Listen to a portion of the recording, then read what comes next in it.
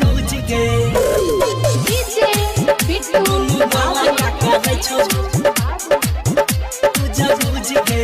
ये छौरी कौन छौरा कैला तो यूज गे ये छौरी कौन छौरा कैला तो यूज गे दुनु गोला का करे छौ बुझ गे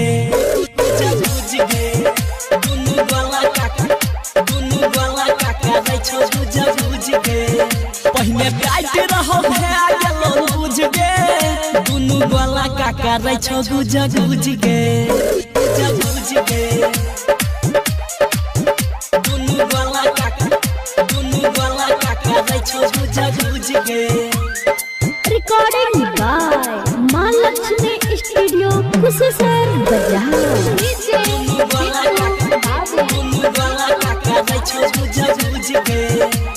कौन छौरा छौरी तोरा दोहनी कराला का अपना जवानी के रस भैर देलक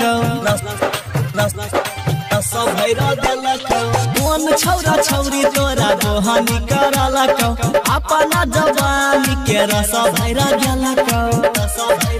तोरा हेराई गेलो सब सुधा बुद्ध गे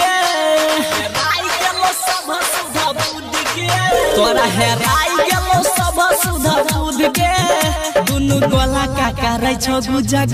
गे दुनु गोला का करे छौ बुझ गे मिक्स बाय राहुल बाबू करे छौ बुझ गे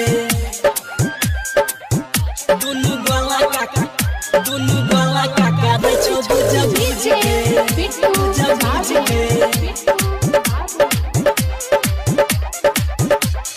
पहले रही कमया है गेलो बम गई कैली कोना गलत काम क्या करा संगे पहले रही कमया है गेली बम गई कैली कोना गलत काम क्या करा संगे पर मोरे हाथ कहै छौ बात बुझ गे राइटर चंचल कहो बात बुझ गे दुनु गोला का करे छौ बुझ गे